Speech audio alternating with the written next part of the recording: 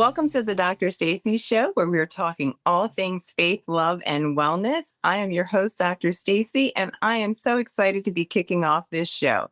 Each season, we like to tackle a theme. And this season, we're tackling Made Well. We're going to be talking about differences in how we're designed, how we're built, whether that's neuro differences, physical differences, things that make us unique. And I'll be talking with people who celebrate these differences by creating in their work, in their space, really awesome and amazing things. Today, I'm super excited to be talking to a dear friend, JD Wright. JD Wright saw a need for books that looked like us in coloring books and activity books when she had her daughter. So back in 2015, JD Wright decided that, hey, I don't see anything that looks like me. I'm going to create it. And that's how Dana Clark's Colors began.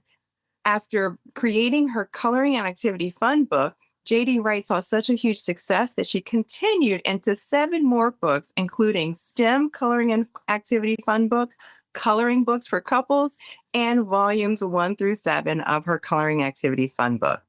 Thank you so much, JD, for being here. I'm so excited to have you with us today.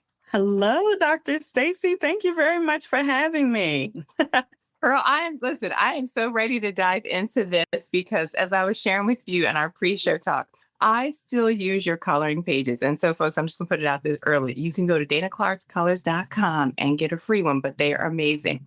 Talk to my audience about your heart, what happened. Tell us the story of how Dana Clark's Colors even began. Yes, of course. It is Dana Clark Colors started when I was really a new mom, first time mom, and I'm looking for things that my daughter can relate to with her hair. And I'm looking and I'm sorting out and I'm trying to find out what would impact her the best for her self-esteem. So I'm going through coloring books, and as I'm going through the coloring books, I don't see any images that look like her. I don't see any images that portray her face, her hair, her clothing, her style, anything. So I decided that I was going to go ahead and start my own coloring book. I just wanted to see what was going to happen. I contacted an artist.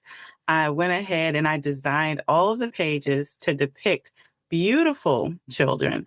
And I went ahead and I made sure that the books had activities that help for the children to search within themselves to find out who they are, what do they like, what do they love, to help them have more of appreciation for themselves. So in doing that, I came up with our very first book right here, which is Coloring and Activity Fun Book. So you can sort of see it, but the images are of all these girls with beautiful, beautiful attitudes. You can see their spirit just shining through, And so I was like, oh, this is so great. It's going to be so great. And it was so wonderful. I decided to go ahead and create some more books. Mm-hmm. And the more books I created, the more I got out into my community. I did book fairs. I started my own book fair. It was a book fair that I included lots of other artists that did the same thing. We all had the same mission. So it was really exciting. And about a couple of years later, let me see, maybe 3 years later, we became an Amazon #1 bestseller. And we were so excited. We said, there's so much to this. So yeah, Dr. Stacy, we are just looking to uplift our children. That's what we're trying to do. And I love that because, and I will tell you guys, I have used these coloring books in my clinical practice with students. I was just sharing you earlier. I used them when I was at Rutgers at a coloring event. And the students, even the college students, were like, wow, I want this one. I want that. Because just like you said, they represent them looking like them from hair to swag to style. Like, that's what I love about your coloring books. And talk to us a little bit, even this branch off into STEM, because you have a coloring book that's also in that STEM space. Talk to us a little bit about that book and what makes it unique. That was a special book. That particular book, I really was interested in my daughter understanding that she doesn't have to be boxed in, that there's tons of careers and passions that she can pursue. And with STEM, what is it? Science, technology, engineering, and math. I wanted her to know that she had options, So when I went ahead and I created that book, it was very popular, specifically amongst the parents, because they really wanted their children to understand the same thing too. And it was a book that not only explored like who they are themselves, but also in a very like elementary way, opened them up to different things about science, different things about technology. So, for example, like the solar system or maybe space. And maybe what's going on in like the internet right now. And also, that particular book promoted cyber safety, what to share online, what not to share online. How do you interact with your friends? That sort of thing. So it was very important to me that as technology and everything was evolving, that our children understood how to be safe when they are online. So that the STEM book was a great book. It was so wonderful. I had it translated into Spanish. So we have a STEM coloring and activity fun book, and we also have a Spanish speaking STEM book. And at that time, when I created the Spanish one, it was a lot of things happening in the world where I felt like there are other people that don't feel included, as well. So I decided to go ahead and make a Spanish translation to let them know that, yes, we are beside you, our Latino sisters and brothers. We're with you. So that book was near and dear to the growth of my daughter. Well, and I love now you're saying even the idea of science and that introduction, because one of the challenges I see as a clinician for students by middle school, because now science is a full year course, right? And they're Mhm. struggling because they have no introduction oftentimes to things that you're saying, or even in this coloring book. And who doesn't love coloring, right? I always tell folks, you want to teach your kids, teach them in a fun way. That's right. Coloring, having activities, learning about the universe, space, and science and math.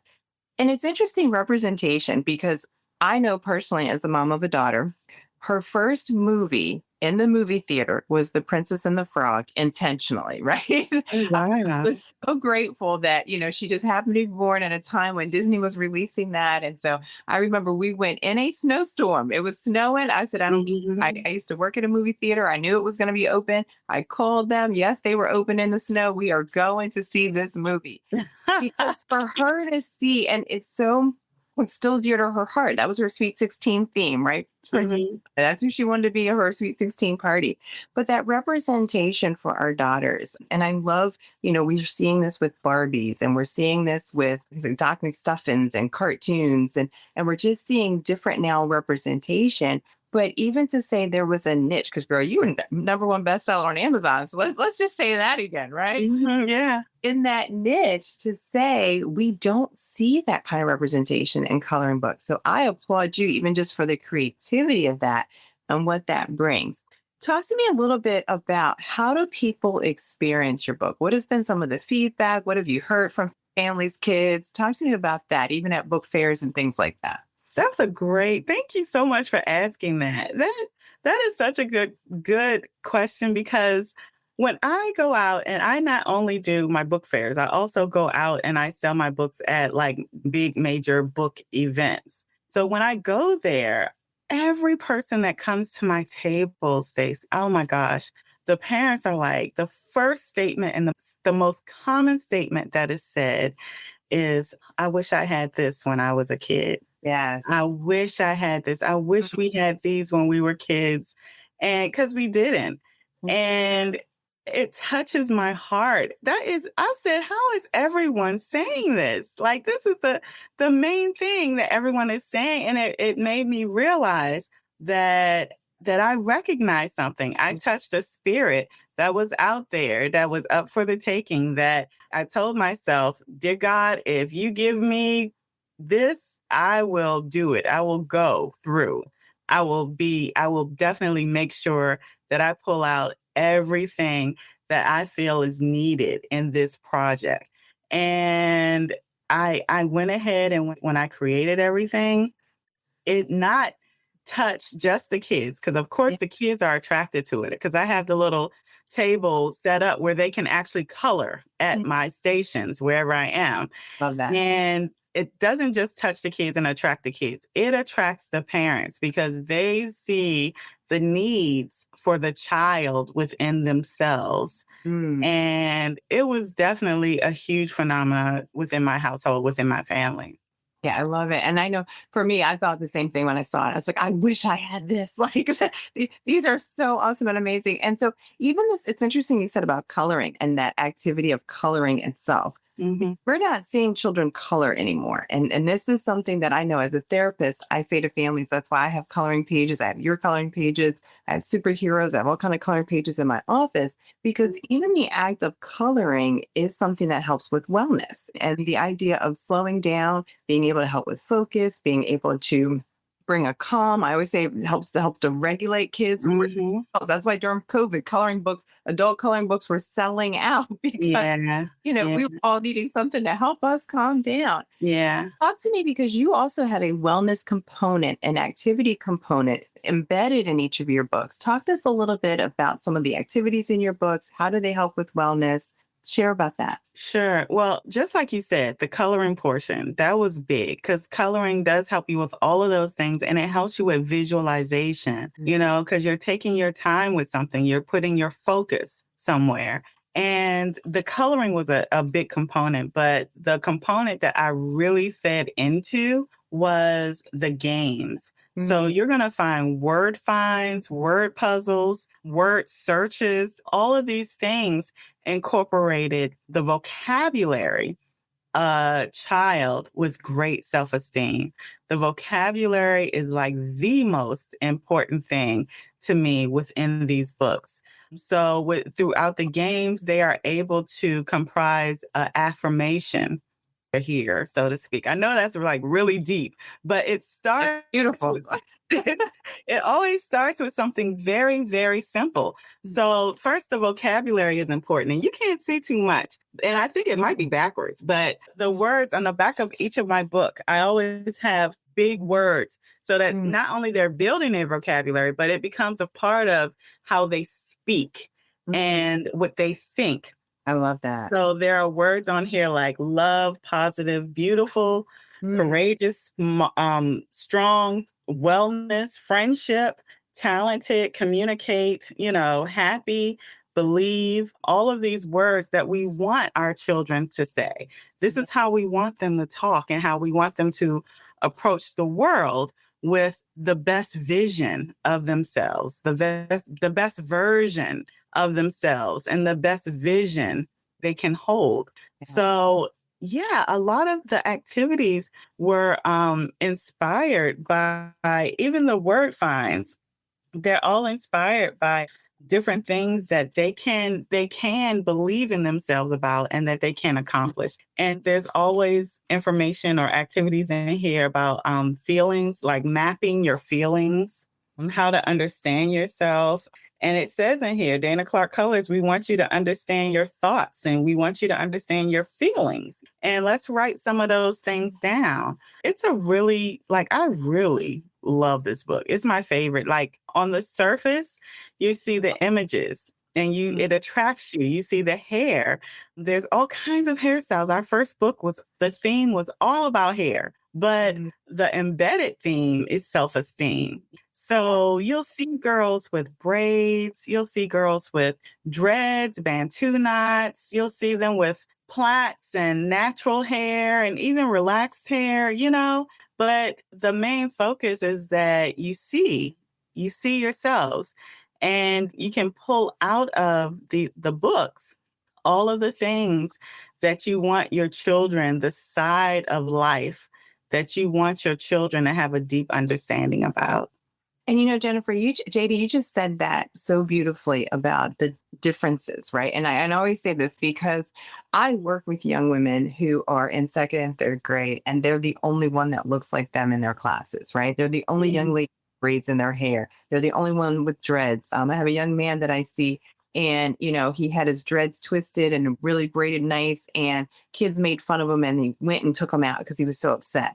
And Mhm. just to see that representation in a coloring book, to be like, hey, I'm not the only one. Look, right? I love that you were so careful and you thought about all of those aspects in this coloring book to say, let me try to represent as best as we can. And that confidence piece. It's huge, especially for females, especially for Black females, right? I always say, Mhm. we struggle. Like I said, I wish I had that book. That's right. Listen, I would be more confident, like you said, mapping out my feelings, talking through, doing the word searches. I love the vocabulary because, again, the idea of giving ourselves language to love ourselves, just the way that we're Mhm. designed, how we're built, that's huge and important. When you think about even for your daughter, because you said you created this for your daughter. Talk a little bit about your daughter's journey with Dana Clark Colors and how has this really, helped her? What's the next steps for her in this process? Yeah, well, the thing is that when we created it, that was in 2015, she was 3 years old. I was really trying to hook that self-esteem component as early as I possibly can. She was just talking and walking and ready to go to school and all of those things. And now today, she is 13 years old and she's Hmm. in middle school and she doesn't color as much as she used to, you know? All right. So yeah, so I'm like, "Oh," but here I am. I have this business. I have the books. And now my daughter is like, "How can I continue to relate when there's so many other interesting things going on in the world with her friends, and with her schoolwork and with her clubs and stuff? So how can she still relate to this?" And I'm like, "Well, look, why don't you take over this?" I said, "I think you could run it and help other girls as well." And she was like, "Really?" So we're in that mix right now to where she's like, "Okay, well, maybe I can advertise this and advertise that so I can use social media now." "Yeah, go ahead." And I'm like, "Go ahead and use it. Use the account, create the images and the things and how can we promote better?" So now she's learning about marketing. She's learning about social media. She's learning about how to sell, the books. And she's learning about how to learn a product and be able to articulate it in a way to have someone else understand how they connect with the product. So that's where she is right now. So I'm hoping that it takes off and that her interest in it sticks, because I did create this for her. And just like anyone else who comes over to America with a mom and pop shop, your dream is that your child will take over your business. But then you forget that you've taught them to be their own person, to to be able to do their own thing, and do what you love. So it's kind of a catch-22, and we're right now we're in the depths of it. So we're trying to figure out exactly where it is in a place in her life, if it is a place for her. Well, I just, a memory just came to mind. So when I first had brought home your book, my daughter, I forget how old she was at the time, but she just loved the cover. And it's funny, because I bought it and I was like, oh, but I don't want you to color in it. I started like making quiz and then I started printing out because I'm like, this is my book. I'm keeping it. You're not coloring in my book. So then I was like, I got to get her own. Even the idea to see our daughters like embracing, Mhm. this vision. And I think middle school is a great age because that's when we really start to struggle with identity. We struggle Yeah. with girl drama. I just can remember even our hair at that point, right? Because now you're more concerned with how you look and what's going on Oh my gosh. from that perspective. So, JD, I love that we've had this dialogue and conversation about, identity and confidence and representation.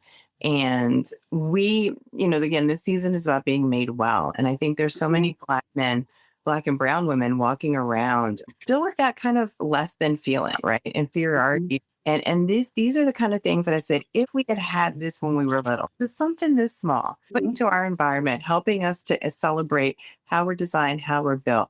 I think it's just a powerful tool. And I think it's a great thing for families. If you had to give just kind of like your final thoughts or advice to a parent that's raising a beautiful Black and brown child, what would be kind of your parenting advice to them? My parenting advice would be to communicate. Growing up as a latchkey kid, there wasn't always so much communication, Everybody was living their own lives pretty much. I would say participate with your kid. Mm, What are they doing? Show interest in what they're doing. If there's any, I know for me, even though my kid is in middle school now, if any opportunity, whenever she shows an interest in anything, I'm all over it. I love it. Okay, here's a website, check it out. Here's some things, check it out. You want to do that? Okay, let's do that. No problem. But I'm really like, yes, she's found something interested in it and she wants to do it. So my thing is to lean into your children's interests and have conversations with them.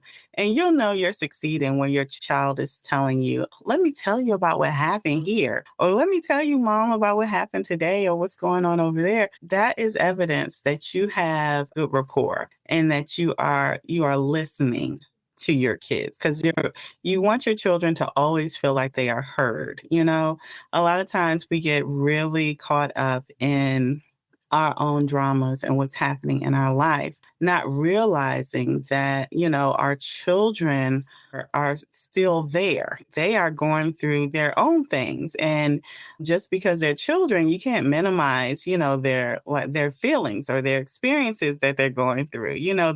They are feeling them just as a potent feeling as your feelings. So it's important that you take into regard like their feelings, how they're feeling, what they're doing.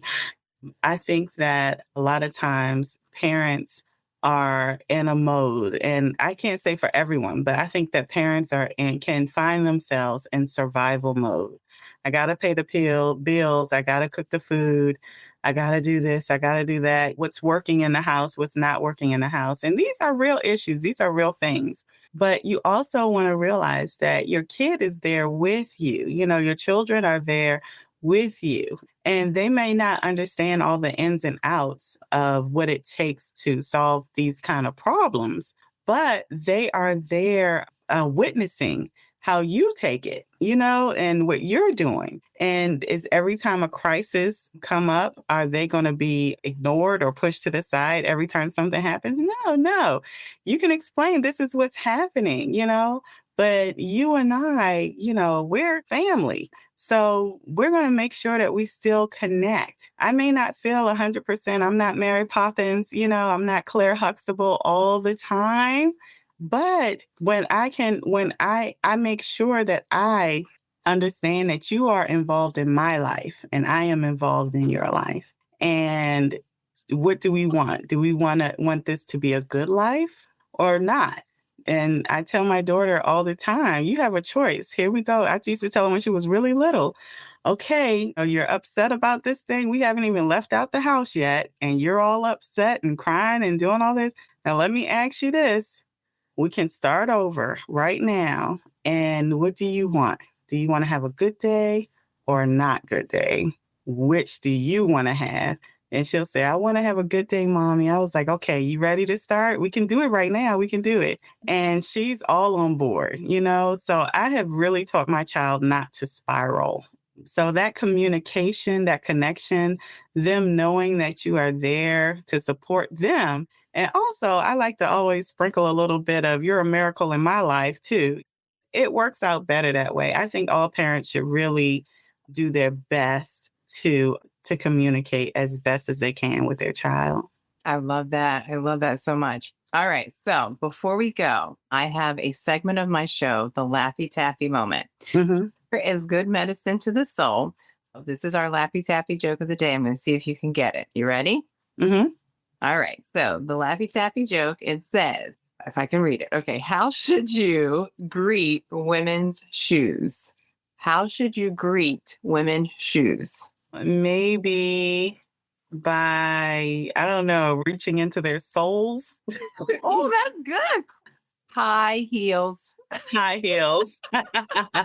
Oh my gosh. You have been awesome and amazing. So please take this moment, tell my listeners how can they find your stuff, where are you on your socials, give your contact information, where can they get your book?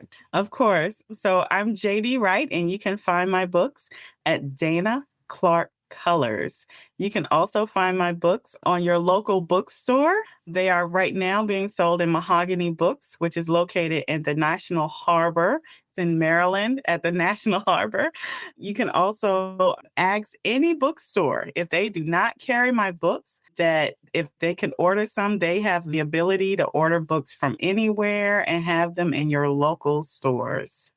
That is so wonderful. Thank you so much. All right, listeners, before we go, it's our Love the Babies well send off. And so today we've been talking about identity and how important it is for our young women to have a sense of identity.